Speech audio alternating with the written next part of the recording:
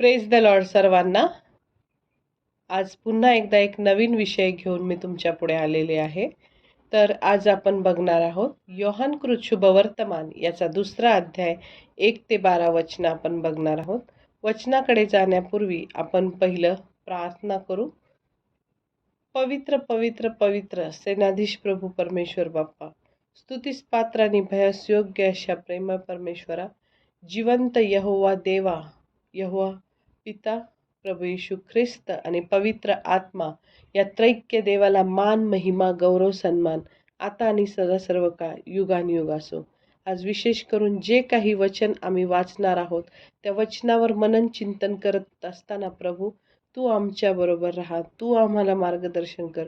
तुझ्या वचनातलं गूढ गहन रहस्य काय आहे ते तू आम्हाला खोलून सांग. विशेष करून जे कोणी ऐकत आहेत हे वचन, त्या ऐकणाऱ्यांना तू ते आशीर्वादित कर. त्यांचे आत्मिक डोळे व आत्मिक कान तू उघड आणि त्यांना हे वचन अधिक चांगल्या प्रकारे समजू दे. मुख जरी माझा असेल तरी शब्द तू पुरव. इथून पुढची सर्व वेळ तुझ्या हातात सोपवते. तूच आम्हाला चालव. ही सर्व प्रार्थना धन्य तारणाऱ्या येशूच्या नावात मागते. म्हणूनच हे यहोवा पित्या, तू ही प्रार्थना ऐक. आमेन.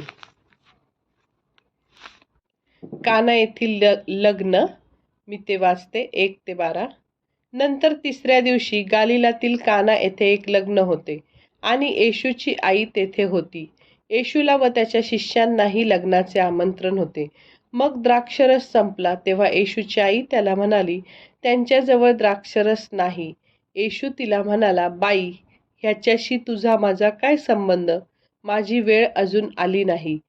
त्याची आई चाकरांना म्हणाली, हा तुम्हाला जे काही सांगेल ते करा. तेथे पाण्याचे 6 दगडी रांजण यहुद्यांच्या शुद्धीकरणाच्या रीतीप्रमाणे ठेवलेले होते. त्यात 2-2, 3-3 मन पाणी मावेल असे ते होते. येशू त्यांना म्हणाला, रांजण पाण्याने भरा, आणि ते त्यांनी काठोकाठ भरले. मग त्याने त्यांना सांगितले, आता त्यातले काढून भोजन कारभाऱ्याकडे द्या. तेव्हा त्यांनी ते भोजन कारभाऱ्याकडे नेले. द्राक्षरस बनलेले पाणी भोजन कारभाऱ्याने जेव्हा चाखले, तो द्राक्षरस कोठला आहे हे त्यांना ठाऊक नव्हते, पण पाणी काढणाऱ्या चाकरांना ते माहीत होते.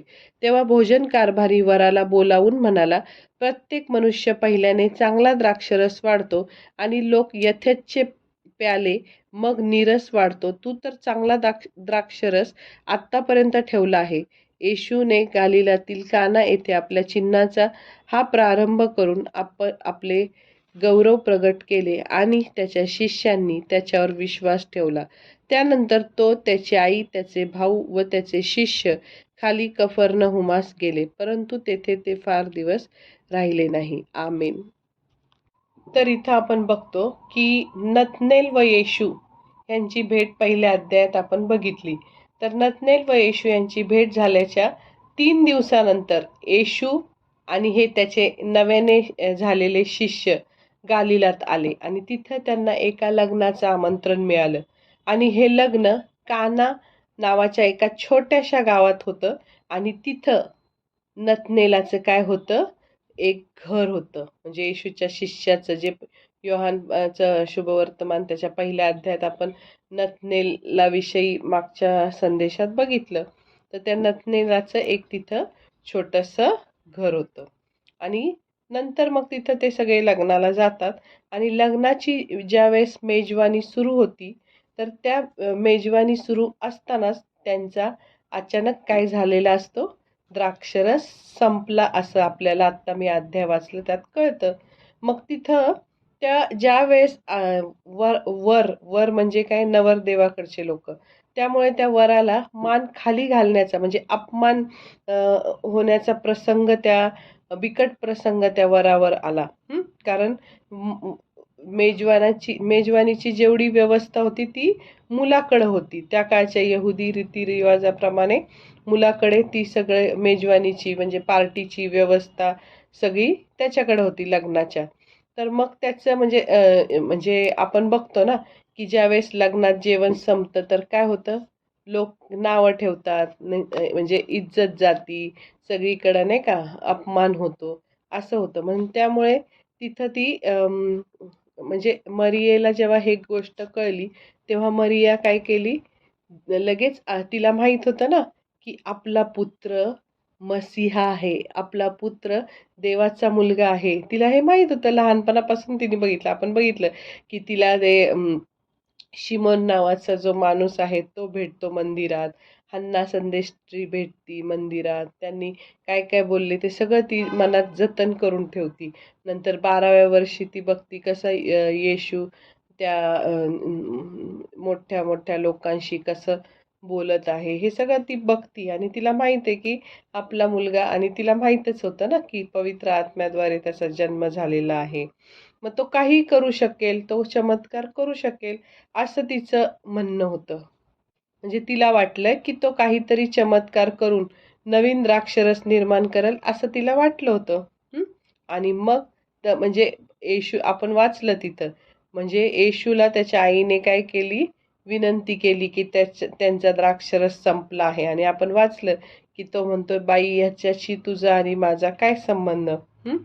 मग त्यावेळेस ते त्याच्या म्हणण्याचा अर्थ असा होता की म्हणजे त्याच्या मनात असं होतं की आपल्या आईने अशा विनंत्या करणं योग्य नाही. म्हणजे असं तिला जसं काय येशूने सांगितलं होतं. म्हणजे त्याला त्याच्या आईच्या म्हणण्यानुसार वागायचं नव्हतं, तर त्याला त्याच्या स्वर्गीय पित्याच्या सांगण्याप्रमाणे करायचं होतं. स्वर्गीय पित्याच्या इच्छेप्रमाणे तो पृथ्वीवर आला होता स्वर्गातून खाली. आणि त्यांनी तर आपलं घर 30 वर्ष पूर्ण झाल्यावरच त्यांनी मरियेचं घर काय केलं होतं, आई-वडिलांचं, भावापासूनचं जे घर होतं, त्यांच्यापासून तो वेगळा झाला होता आणि सुवार्ता कार्य करत तो फिरत होता. तर ते त्यांनी घर सोडलेलं होतं. आणि त्यावेळेस काय झालेलं, की हे मरिया, त्याचे येशूचे भाऊ, हे सगळे तिथं आलेले होते ना. आणि त्यावेळेस मरिया त्याला म्हणाली येशूला, की त्यांचा द्राक्षरस संपलाय. मग त्यावेळेस येशू अशा पद्धतीने विचार करत होता, की मला स्वर्गीय पित्याच्या इच्छेप्रमाणे वागायचं आहे, आणि त्याची वेळ अजून आली नव्हती. म्हणजे प्रत्येक गोष्टीचं समय असतो. तर येशूची पण, म्हणजे येशू हा अंतर्यामी आहे. म्हणजे त्याला सगळं कळतं ना. आपल्याला माहिती आहे की ते वचन, की देवाला एक दिवस 1000 वर्षांसारखा आणि 1000 वर्ष एका दिवसासारखी, हे सगळं आपल्याला माहिती आहे. त्याला आधीच सगळं पुढचं माहीत आहे. कारण तो देव आहे. त्यांनी आपल्याला निर्माण केलेलं आहे. त्याला सगळ्या सृष्टीची निर्मिती त्यांनी केलेली आहे. त्याला सगळं म्हणजे पूर्ण बुद्धीचं उगम त्याच्यापासून आहे. आणि ह्या सगळ्या गोष्टी त्याला पूर्ण माहीत होत्या, आणि त्याला माहीत होतं की माझी वेळ अजून आलेली नाही. आणि म्हणजे त्याला ते मसीहा म्हणून उघडपणे प्रगट करण्याची वेळ अजून आलेली नव्हती. आणि जर आत्ताच त्यांनी प्रगट केलं स्वतःला, की मी मसीहा आहे, तर लोक काय करतील, त्याला राजा बनवायचा प्रयत्न करतील. आणि जर लोकांनी त्याला राजा बनवून बसवलं, तर त्याचं दुःख सहन करून मरण भोगावे, हे देवाची जी महान योजना आहे, संपूर्ण जगाचं तारणाची योजना देवाने आखलेली आहे की नाही. योहान 3:16 आपल्याला माहिती आहे. तर त्याप्रमाणे देवाच्या योजनेत अडथळा आला असता, हे येशू जाणून होता. म्हणून मग, आणि हे पण येशूला म्हणजे लोक असं विचार करत होते, की जर येशूने 5,000 भोजन दिलं, मग त्यावेळेस काय झालं, मागच्या अध्यायात आपण बघतो, की लोक आपापसात बोलू लागले, की जो जगात संदेष्टा येणार होता, तो खरोखर हाच आहे का? आणि लोक त्याला त्यावेळेस लोक येशूला जबरदस्तीने धरून राजा करू पाहत होते, असं इथं म्हणजे योहानाने म्हटलेलं आहे. आणि मग येशू त्यांच्या म्हणजे बरोबर गेला नाही. पटकन काय झालं, त्या गर्दीतून काय झाला, सटकला, आणि त्याने लोकांना निरोप देऊन आपापल्या घरी जाण्यास काय केलं, सांगितलं. आणि तो प्रार्थना करण्यासाठी एकटाच पलीकडे डोंगरावर निघून गेला. मग त्यावेळेस त्याला कळलं, की लोक काय करतात, आपल्याला राजा बनून बनवायचा प्रयत्न करीत आहेत. हे पाहताच येशूने काय केलं, लगेच त्या आपल्या शिष्यांना, तिथंच तो थांबला नाही. अशा काही योजना लोकांच्या ज्यावेळेस चालू असायचा, तेव्हा तो थांबायचा नाही. तो तो काय म्हणायचा, ताबडतोब मचव्यात बसून बेतसेदा येथे जा, असे सांगितलं. आणि येशूने राजा व्हावी अशी त्याच्या शिष्यांची पण इच्छा होती. हा, पण आता शिष्यांची काय, शिष्यांना एवढं माहीत नव्हतं ना डिटेल. तर त्यांनी राजा होण्याऐवजी येशूने दुःख सहन केले पाहिजे, मेले पाहिजे, हे त्याचं अगत्य आहे, हे शिष्यांना काय होतं समजत नव्हतं. तो पृथ्वीचा राजा झाला असता तर मग त्याला दुःख सहन करता आलं असतं का? नाही. मग मरणाचा प्रश्न आला असता का? नाही. मग त्याला, तो राजा झाला असता तर त्यांनी दुःख सहन पण नसतं केलं आणि तो मरण पण पावला नसता. आणि मरण पावला नसता तर मानवाच्या तारणाची जी देवाने केलेली योजना आहे त्या प्रक्रियेत काय झालेलं असतं, अडथळा आला असता. म्हणून आपल्या शिष्यांनी तिथे लोकांमध्ये राहून येशूला राजा करण्याची चाललेली चर्चा ऐकू नये, याच कारणाने त्याने त्यांना तिथून लगेच सांगितलं, ताबडतोब मचव्यात बसून बेतसेदा येथे जा, असं त्याच्या मनात विचार आले आणि त्याने लगेच शिष्यांना दुसरीकडं पाठवून दिलं. आपण मत्ते 4थ्या अध्यायात पण बघतो की तो सैतान त्याची परीक्षा बघायला येतो येशूची, तेव्हा तो सैतान म्हणतो, तू मला नमन करशील तर मी तुला अनेक राष्ट्रांचा अधिपती करील, असं नाही का सैतान त्याला अभिवचन दाखवत होता, देत होता. आणि त्याच्या पुढं असा म्हणजे पहिला तो मोह आला सैतानाने, आणि आता दुसरा मोह काय दिला की राजा बनून बसवायचं. तर त्याने, ख्रिस्ताने काय केलं, त्याच निर्धाराने त्या मोहाला काय केलं, परतवून लावलं. म्हणजे तो ह्या पृथ्वीचा राजा नव्हता, तर तो ह्या पृथ्वीवर दुःख सहन करणारा एक सेवक बनून आलेला होता. आणि त्याचं राज्य या जगाचं नव्हतं. म्हणून त्याने काय केलं, आपल्या शिष्यांना पुढं पाठवल्यानंतर येशूने लोकांना निरोप दिला आणि स्वतः प्रार्थना करायला डोंगरावर गेला आणि तिथं तो अशा प्रकारे प्रार्थना केली त्यांनी. आणि हा जो प्रसंग होता तो त्याने लगेच टाळून टाकला. परत त्याची अशी पण इच्छा नव्हती की म्हणजे त्या लोकांनी त्याला राजा बनवावा, ही येशूची इच्छा बिलकुल नव्हती. दुसरं, नुसतं त्यांनी हा चमत्कार करणारा एक कोणतरी आहे अशी आपली ओळख होऊ नये, असेही येशूला वाटत नव्हते. म्हणजे चमत्कार करणारा आहे म्हणजे नाही का, हा कोणतरी चमत्कार करणारा प्रवासी आहे अशी लोकांमध्ये त्याची प्रसिद्धी व्हावी असं त्याला नव्हतं वाटत. तर लोकांनी आपल्या शिकवणीकडे संपूर्ण लक्ष द्यावं अशी त्याची इच्छा होती. म्हणजे तो चमत्कार करतच होता. आपण बघितलं कितीतरी हजारो चमत्कार त्यांनी केलेत नाही का, शुभवर्तमानांमध्ये आपण बघितलं की नाही का, सगळे 5,000 जेवण, मेलेल्या याईराच्या कन्येला तो जिवंत करतो, नंतर कुष्ठरोगी, कुबडी स्त्री, खूप खूप चमत्कार, आपण आंधळ्यांना दृष्टीदान देतो, असे कितीतरी चमत्कार नाही का त्यांनी केलेले आपण बघितले. मग त्याच्याकडं असं लोकांनी त्या दृष्टीने बघू नये की हा चमत्कार करणारा संदेष्टा आहे किंवा काय, तर त्याचं नुसतं चमत्कार करू नये, तर त्याने लोकांनी आपल्या शिकवणीकडे पूर्ण लक्ष द्यावं. देवाची इच्छा काय आहे, स्वर्गातून जे काही स्वर्गातून तो घेऊन आलेला आहे आपल्या पित्याचं जे शिकवण, ती शिकवणीकडे लक्ष द्यावं अशी त्याची इच्छा होती. तसेच आपण मार्क 5:43 मध्ये पण बघतो की येशूने काय केलं, त्या मुलीला मेलेल्यातून उठवले. आणि मग तो बाहेर ते ज्यावेळेस त्याने मेलेल्यातून उठवले तेव्हा येशू त्यांना म्हणतो की हे कोणालाही कळू देऊ नका. मग हे तो असं बऱ्याच ठिकाणी असं बोलायचा, हे कुणाला सांगू नका नाही का, हे कुणाला कळू देऊ नका, असं येशूने त्यांना बजावून का सांगितलं असेल बरं?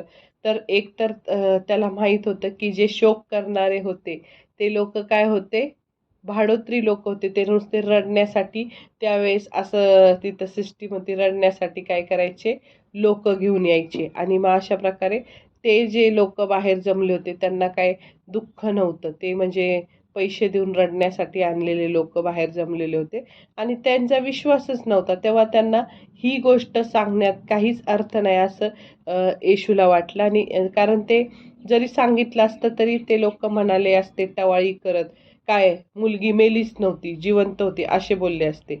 आणि त्याचं मी तुम्हाला सांगितलं ना आधीच की चमत्कार करणारा कोणतरी आहे हा माणूस, अशी येशूची इच्छा नव्हती की त्याची अशी प्रसिद्धी सगळीकडे व्हावी की चमत्कार करणारा जसं काय कोणतरी आलेला आहे, अशी त्याची प्रसिद्धी व्हावी अशी त्याची इच्छा नव्हती.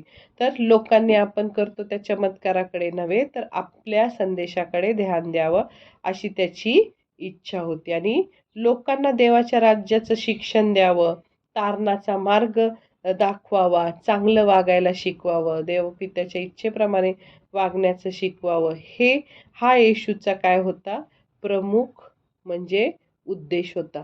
तर मत्ते याचा 12वा अध्याय 17 ते 19 मध्ये आपण बघू की येशूने ज्यांना ज्यांना बरं केलं त्यांना त्याने निक्षून सांगितलं की मी कोण आहे हे कोणाला उघड करू नका. आणि आपली ओळख का गुप्त ठेवायची होती? तर त्याला म्हणजे ते स्पष्ट करण्यासाठी मत्तेने यशया 42 1-4 या वचनाचा दाखला दिलेला आहे की काय लिहिलं होतं त्याच्यात. तर देव यशया संदेश त्याच्याद्वारे म्हणजे बोलला आणि त्यांनी त्यावेळेस ख्रिस्ताविषयी देव हे सांगतोय की पहा हा माझा सेवक, ह्याला मी निवडलं आहे. आणि म्हणजे ख्रिस्ताला देव केवळ पुत्रच नव्हे तर सेवकही असं म्हणतो आहे. म्हणजे ख्रिस्ताला देवाने पुत्रच नव्हे तर सेवक आहे असं काय केलेलं आहे, म्हटलेलं आहे. आणि तिथं सांगितलंय की देवाने आपला आत्मा त्याच्यावर ठेवला आहे. आणि पुढं काय सांगितलंय की ख्रिस्त परराष्ट्रीयांना न्याय कळविल. म्हणजे यहुदी आणि परराष्ट्रीय अशा दोन्ही लोकांना, सर्व राष्ट्रांना तो काय करेल? न्याय कळविल, सुवार्ता कळविल. पृथ्वीवर देवाचा न्याय व नीतिमत्व प्रस्थापित करण्यासाठी येशू ख्रिस्त आलेला आहे. आणि तिथं अजून त्यांनी काय सांगितलंय? पण ख्रिस्त भांडणार नाही व ओरडणार नाही. तो आपल्या शत्रूंचा पराभव करण्यासाठी जगातील राजा असा आला नाही. त्याने भांडणे उकरून काढली नाहीत. त्याने बळाने आपले राज्य स्थापन करण्याचा प्रयत्न केला नाही. ख्रिस्त कुठलाही गाजावाजा देखावा न करता शांतपणे आला. असे त्याचे म्हणजे असं त्याचं राज्य दृश्य स्वरूपाचं ते माणसांच्या अंतकरणामध्ये होतं. पण तो मानवाच्या अंतकरणामध्ये देवाची सत्ता स्थापन करण्यासाठी ख्रिस्त आला होता. आणि जर ते राजासारखं झालं असतं, त्याला ठेवलं असतं, तर त्या सगळ्यांनी त्याला वधस्तंभावर मरण्यासाठी प्रतिबंध केला असता आणि त्याचं ते देवाची योजना अडून राहिली असती. मग इकडं हे सगळे उद्देश येशूच्या मनात होते. तरीही त्याचं मन किती दयाळू होतं. त्याला सगळं कळत होतं ना की ह्या वराचा अपमान होईल, त्या वराला मान खाली घालावी लागेल. म्हणून येशूने काय केलं? त्याला मदत करण्यासाठी निश्चितपणे येशू काहीतरी करेल, कारण तो दयाळू देव आहे, देवाचा मुलगा आहे हे तिला माहीत होतं. म्हणून मरियेची पूर्ण खात्री होती की येशू काहीतरी करीलच. म्हणून तिने काय, तो तसं बोलला तरी तिने काय ते ऐकलं नाही. उलट नोकरांना काय सांगितलं? तिने नोकरांना सांगून ठेवलंय की येशूने तुम्हाला काही करावयास सांगितले तर ते निमूटपणे करा. आणि मग येशूने नोकरांना सांगितलं की 6 मोठे जे रांजण आहेत ते पाण्याने भरून टाका असं सांगितलं. म्हणजे ते रांजण रिकामे असतील. आणि प्रत्येक रांजणात म्हणजे त्यावेळेसच्या म्हणजे मनाचा हिशोब केला तर 100-125 लिटर पाणी भरत असत. एका रांजणात 100-125 लिटर पाणी.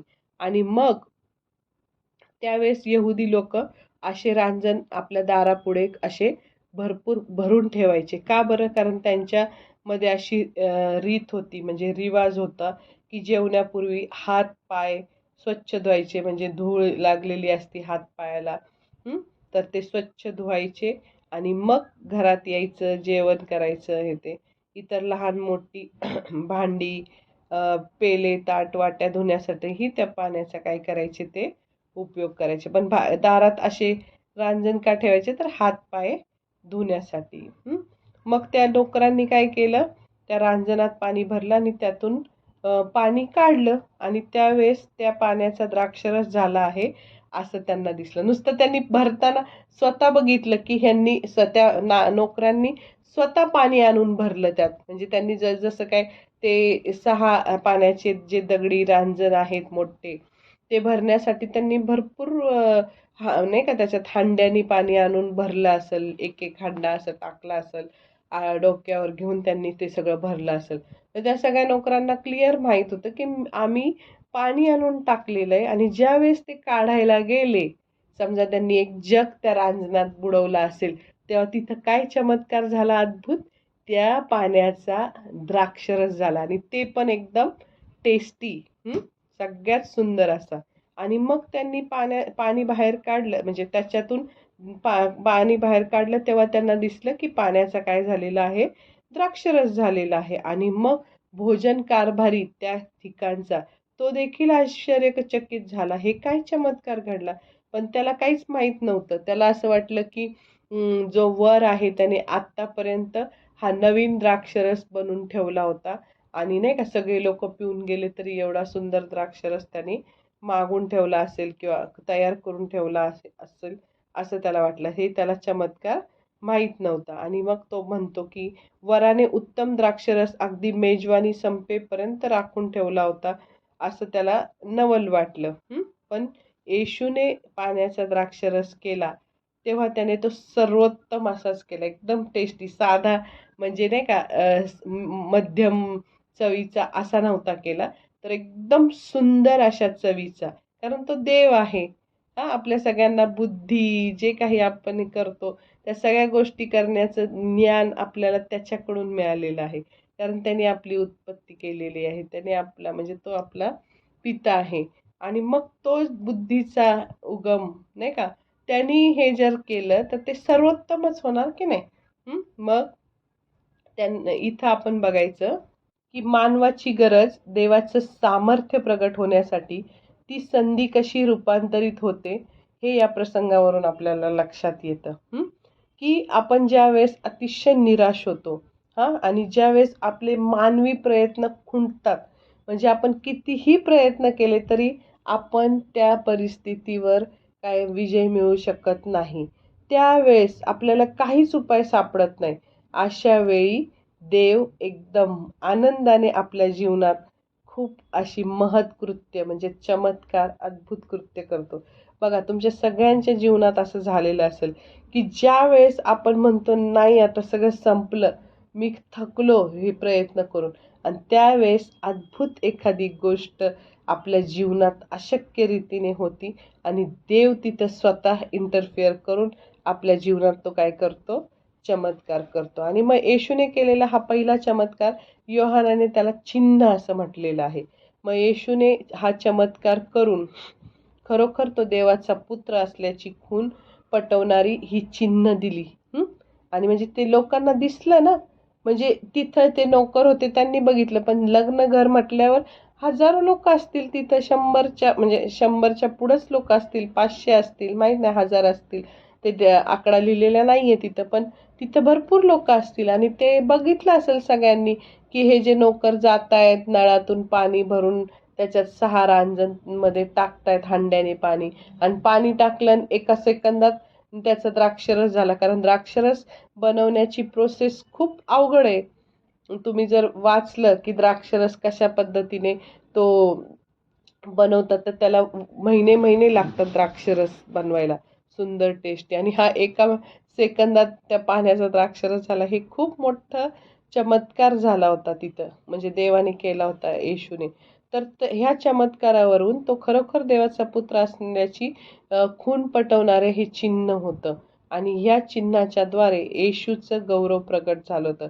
आणि येशू हा खरोखर ख्रिस्त आहे असा आम्ही विश्वास ठेवावा, याच हेतूने योहानाने या योहानाच्या शुभवर्तमानामध्ये या अशा चमत्काराचं काय केलेलं आहे, वर्णन केलेलं आहे. आणि ह्या काना गावात झालेल्या ह्या लग्नामध्ये येशूने जो चमत्कार केला, त्या चमत्कारानंतर त्याच्या शिष्यांनी त्याच्यावर विश्वास ठेवला. बघा, शिष्यांनी ज्यावेळेस शिष्यांना त्यांनी घेऊन आला तेव्हा नाही का, नतनेल म्हणा, पेत्र म्हणा, पेत्राचा भाऊ आंद्रिया, बरेचसे शिष्य, त्यांना काही एवढं काही त्यांनी कधी बघितलं नव्हतं. हा पहिलाच चमत्कार होता की नाही.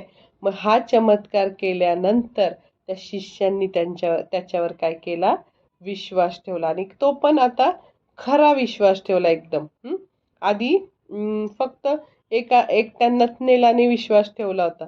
पण आता इतर सुद्धा शिष्यांनी काय केला, येशूवर पूर्ण मनाने काय केला, विश्वास ठेवला. आणि आता ते इथं काय असं लिहिलेलं नाहीये की ज्या नोकरांनी पाणी भरलं त्या नोकरांनी पण विश्वास ठेवला, असं इथं काही याबाबत योहानाने काही सांगितलेलं नाही. पण ज्या लोकांच्या मनाची दारे बंद आहेत बघा, काही काही लोक कितीही चमत्कार बघतात. टीव्हीमध्ये आपण बघतो, पंजाबमधल्या मिनिस्ट्रीमध्ये एवढे चमत्कार होतात. नंतर मग अंकुर नरूला यांच्या मिनिस्ट्रीमध्ये एवढे चमत्कार होतात, कॅन्सर बरे होतात. किंवा अनेक ठिकाणी आपल्यामध्ये पण खूप चमत्कार होतात. पण काही काही लोकांनी काय केलेलं असतं, आपल्या मनाची दारं बंद करून टाकलेले असतात. ते चमत्कार बघतात तरी ते देवावर विश्वास ठेवत नाही. आणि अशा प्रकारे चमत्कारामुळे विश्वासाची उत्पत्ती होतेच असं नाही, तर येशूचं गौरव काही जणांनाच प्रगट झालंय, इतरांना नाही. येशू हा ख्रिस्त आहे, देवाचा पुत्र आहे, असा विश्वास ठेवायचा असेल तर आपण पण नम्रपणे त्याच्याजवळ आलं पाहिजे. की तो इतका महान देव असून तो आपल्यासाठी या स्वर्गातून खाली उतरून पृथ्वीवर आला. आणि मागं पण मी तुम्हाला सांगितलं की तो सोन्याच्या रस्त्यावरून, म्हणजे स्वर्गात सोन्यावर पाय देऊन चालतात, सोन्याच्या रस्ते स्वर्गात. आणि तिथून तो इथं फक्त आपल्या पापांसाठी, आपल्या तारणासाठी, आपल्या प्रेमाखातर तो इथं इथं आलेला आहे. आणि जर आपल्याला त्या येशूवर विश्वास ठेवायचा असेल, त्याच्यावर प्रेम करायचं असेल, तर आपण नम्रता धारण करून एकदम खुल्या मनाने पश्चाताप करून त्याच्याकडे काय केलं पाहिजे, आलं पाहिजे. आणि तो नक्की आपल्याला काय करतो, जवळ करतो. आपण पश्चाताप करायचा, प्रार्थना करायची, त्याच्याजवळ यायचं, आपण त्याला मागायचं आणि तो आपल्याजवळ येतो. ह्या चमत्कारावरून आपल्याला काय समजलं बरं, की हा चमत्कार तसा बघायला गेला तर छोटा आहे, पण आपल्या जीवनात ज्यावेळेस हा दुसऱ्याच्या जीवनातला चमत्कार आपण बघितला, की त्या काना गावातल्या एका जो माणूस होता त्याच्या घरी ते लग्न होतं, त्याच्या जीवनात हा चमत्कार देवाने केला. तसेच हजारो चमत्कार आपल्या जीवनात पण देव अनेक वेळा करतो. आणि ते चमत्कार आपण समजून घेत नाही. आपण बऱ्याच वेळा त्याला नाही का आभार मानत नाही, थँकफुल राहत नाही. पण इथं आपण बघतो की खूप मोठे मोठे चमत्कार देवाने आपल्याही जीवनात केले. आज आपण करोनामधून जिवंत राहिलेलो आहे, हा किती मोठा चमत्कार आहे. आपण बघतो लहान मुलांपासून तरुण म्हातारे सगळ्या टाईपचे कितीतरी आपल्या सहवासातले लोक काय केलेत, हे जग सोडून गेलेत, पण आपण जिवंत आहोत. हा किती मोठा चमत्कार आहे. किती आपल्याला हा रोजच्या दिवसाला आपल्याला काय मिळतो, श्वास मिळतो. बघतो ना आपण की आपल्याला देवाने काय केलेलं आहे, ही फ्रीमध्ये ही सगळी हवा दिलेली आहे, ऑक्सिजन दिलेला आहे फुकट. म्हणजे आपण त्या गोष्टीसाठी कधी आभार मानतो का, देवा तू हा मला श्वास दिला, प्रत्येक एक एक श्वास मला तू दिला, त्याबद्दल मी तुझे आभार मानतो. कारण करोनामध्ये आपण बघितलं त्या ऑक्सिजनच्या सिलेंडर कितीतरी लोक पैसे घेऊन फिरत होते, पण त्यांना तो सिलेंडर मिळालेला नव्हता. म्हणजे ही आत्ता त्याची दया इतकी अद्भुत आहे. कितीतरी छोट्या छोट्या गोष्टी, आपल्याला घर मिळालं, इतकं कडक ऊन बाहेर आहे, आपल्याला ऊन पाऊस थंडी त्याच्यापासून संरक्षण मिळतं. आपल्याला सुंदर असं घर दिलं, त्याबद्दल आपण आभार मानायला पाहिजे. नंतर देवाने आपल्याला नातेवाईक दिले, लहान मुलं असतील तर त्यांना चांगले जीव लावणारे आई वडील दिले, आई वडिलांना मुलं दिली, त्याबद्दल आपण आभार मानायला पाहिजे. आपले सगळे नातेवाईक जीवाला जीव देणारे, प्रेम करणारे आपल्याला मिळाले, त्याबद्दल आपण आभार मानले पाहिजे. चांगलं चर्च दिलं, त्याबद्दल आभार मानले पाहिजे. देवाने त्याचं शब्द, त्याचं प्रीती आपल्याला समजावी म्हणून हे बायबल आपल्याला मिळालं, त्यासाठी आपण आभार मानले पाहिजे. नंतर आपल्याला आरोग्य देवाने दिलं त्यासाठी आभार मानले पाहिजे. की रोज सकाळी आपण नाही का उठतो झोपेतून. आपण बघतो कितीतरी लोक सकाळी उठतच नाही. झोपेतच त्यांना हार्ट अटॅक येतो आणि ते मरून जातात. रोज सकाळी आपली त्याची दया नवी होते आणि आपल्याला तो रोज सकाळी उठवतो. आपल्याला आरोग्य देतो. म्हणजे आपण फ्रेश, उत्साही होतो आणि नाही का आपण आपल्या कामावर जातो, आपली कामं करतो आणि तिथं पण आपण उत्साहाने आपलं काम करतो. सगळ्या गोष्टी आपल्याला तो मार्गदर्शन करतो. दिवसभराचा तो आपला मार्गदर्शक होतो. आपल्याला सहाय्य करतो. अशा अनेक गोष्टी म्हणजे आपल्याला आरोग्य देतो. हजारो गोष्टी हे चमत्कारच आहेत ना. आपल्याला चांगला पती दिला, स्त्रिया असतील तर चांगला पती. देवाची प्रत्येकासाठी एक योजना असते. कुणाला असं वाटत असेल की मला हा पती का दिला, किंवा कुठल्या पतीला असं वाटत असेल मला ही पत्नी का दिली. तर तसं नाहीये. प्रत्येकाला प्रत्येकाच्या जीवनात योग्य सुटेबल देवाने तो निवडून ठेवलेलाच जोडीदार त्याला मिळतो. आणि त्याच्या मागं काहीतरी देवाचा पर्पज असतो, देवाचा हेतू असतो. त्या दोघांनी मिळून थोड्या दिवसांनी देवाची सेवा करायची असती, देवाचा गौरव करायचा असतो, म्हणून ते त्यांच्या जीवनात ठेवलेले असतात. मग म्हणून आपण आपल्या नवऱ्यासाठी, आपल्या मुलांसाठी धन्यवाद दिले पाहिजे, देवाला थँक्यू म्हटलं पाहिजे.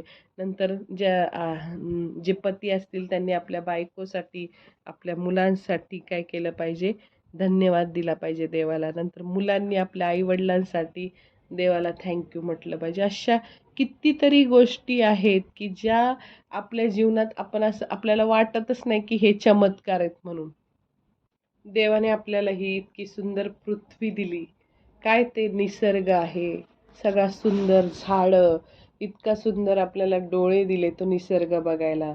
नाही का, आपण ह्या छोट्या छोट्या गोष्टीकडे लक्ष देत नाही की जर आपल्याला डोळे नसते तर आपण काय झालं असतं. हे आंधळ्या लोकांना काय सृष्टीचे रंग कुठले आहेत, काय ह्या सृष्टीमध्ये किती सुंदर सुंदर निसर्गात समुद्र कसा आहे, अनेक हजारो लाखो गोष्टी निसर्गात देवाने निर्माण केलेल्या आहेत.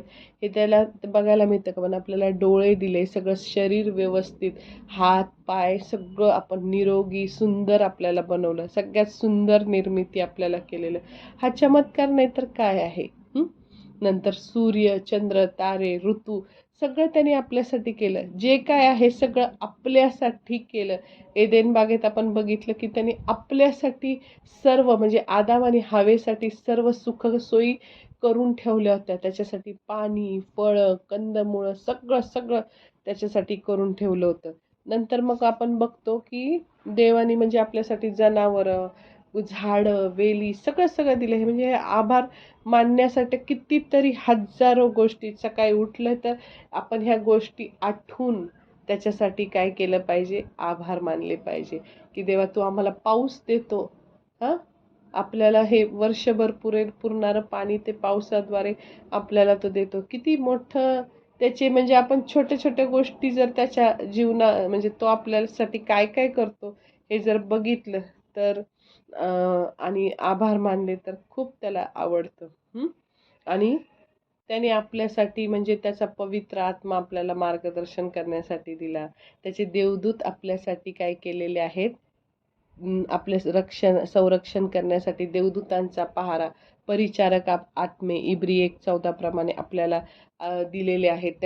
देवदूतांचा पहारा आपल्या भोवती त्यांनी रिलीज केलेला आहे. नंतर मग कितीतरी हजारो गोष्टी त्यांनी आपल्या पापांची शिक्षा स्वतःवर घेतली.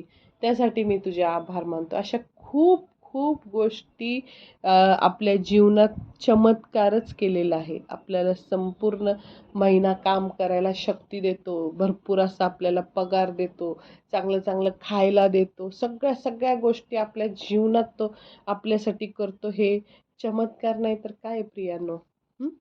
कितीतरी लोकांना खायला मिळत नाही, पण आपण पुरून उरेल, लोकांना देऊ शकेल, लोकांची घरं चालू शकू एवढा आपल्याकडं त्याने पैसा दिलेला आहे, एवढं आपल्याकडं अन्न दिलेलं आहे. असं आपल्याला भरपुरीने देणारा तो देव आहे. हा चमत्कार नाही तर काय आहे. आपण आपल्या बुद्धीवर किंवा आपल्या शक्तीवर थोडी आपण काम करू शकतो. त्याने आपल्याला नोकरी दिली म्हणून आपण ती नोकरी करतो. त्यांनी जर ते दिलं नसतं कौशल्य ती नोकरी करायचं, तर आपल्याला काय मिळालं असतं का पगार? नाही. तर ते ह्या छोट्या-छोट्या गोष्टी इतक्या महत्त्वपूर्ण आहे ना, आणि आपण पूर्ण मनाने थँकफुल हृदयाने त्याला जेव्हा आभार मानतो, तेव्हा त्याला खूप आवडतं आणि अजून आशीर्वाद तो आपल्या जीवनात जोडतो. त्याच्या चमत्कारांबद्दल, त्याच्या चांगल्या कृत्यांबद्दल बोलायचं झालं तर त्याने आपल्याला सार्वकालिक जीवन दिलं. आपण आता स्वर्गात जाऊन काय आपलं थोडेसे वर्ष घालवायचे नाहीत, तर आपल्याला युगानुयुग न संपणारे वर्ष तिथं जायचंय स्वर्गात. नंतर मग त्याने आपल्यासाठी सगळं म्हणजे सगळे अधिकार आपल्याला दिलेत. सैतानाला तुडवण्याचा अधिकार आपल्याला दिला. सैतान, आता लोक सैतानाला घाबरतात, पण आपण सैतानाला नाही घाबरायचं. कारण त्याने लूक 10:17-19 मध्ये आपल्याला स्पष्ट सांगितलेलं आहे की सैतान आकाशातून विजेसारखा खाली पडलेला मी पाहिलेला आहे. पहा, मी तुम्हाला साप आणि विंचू यांना तुडवण्याचा व शत्रूंच्या सर्व शक्तींवरचा अधिकार दिलेला आहे. म्हणून कोणत्याही गोष्टीची तुम्हाला बाधा होणार नाही, म्हणजेच कोणत्याही गोष्टीने तुमचं नुकसान होणार नाही. आणि साप आणि विंचू म्हणजे सैतानाला तुडवण्याचा, चिरडण्याचा अधिकार आपल्याला मिळालेला आहे. मग का बरं त्याला घाबरायचं? त्याला घाबरायचं काही कारणच नाही. त्याला चिरडून टाकायचं येशूच्या नावात. असे कितीतरी चमत्कार त्याने आपल्या जीवनात केलेले आहेत. योहान 1:12 मध्ये पण आपण बघितलं की त्याने आपल्याला जितक्यांनी येशूचा स्वीकार केला तितक्यांना, म्हणजे त्याच्या नावावर विश्वास ठेवणाऱ्यांना त्याने देवाची मुले होण्याचा अधिकार दिलेला आहे. म्हणजे आपण नुसता त्याच्यावर विश्वास ठेवला, आपण त्याची काय झालो? मुले झालो. मग हे किती मोठे चमत्कार आपल्या जीवनात आता देवाने आपल्यासाठी केलेले आहेत. त्याचा व स्वर्गीय पित्याने, यहोवा पित्याने त्याचा एकुलता एक पुत्र आपल्या पापासाठी तिथं खाली पृथ्वीवर पाठवलाय. हा चमत्कार नाही तर काय? सगळं आपल्यासाठी सगळं सूट होईल असं आपल्या आपल्या कल्याणार्थ प्रत्येक योजना त्याची आहे. मग आपण अशा देवाकडं का नाही आलं पाहिजे? दिवस रात्र त्याच्यासाठी जगलं पाहिजे, त्याच्यात प्रेमात मग्न झालं पाहिजे. तर अशा अनेक हजारो गोष्टी त्याने आपल्या जीवनात चमत्कार चमत्कार सांगायला गेलं तर कितीतरी चमत्कार आहेत. माझ्या जीवनात तर खूप चमत्कार झालेत की ते सांगता येणार नाही, एवढे हजारोच्या वर लाखो चमत्कार केले असतील, पण त्याला वेळ पुरणार नाही. प्रत्येकाच्या जीवनात केलेले आहेत. आपण त्याच्याकडे दृष्टी लावायची आणि त्याचे काय करायचे? आभार मानते. तर देवाला खूप खूप धन्यवाद. तो आपल्या पवित्र आत्म्याद्वारे आपल्याशी बोलला, त्याबद्दल मी म्हणजे त्याने माझ्या मुखाचा वापर केला आणि त्याचे गूढ गहन रहस्य समजावून सांगितलं, त्याबद्दल मी देवाचे खूप खूप आभार मानते आणि तुमच्या सर्वांचेही खूप खूप आभार मानते. थँक्यू. God bless you.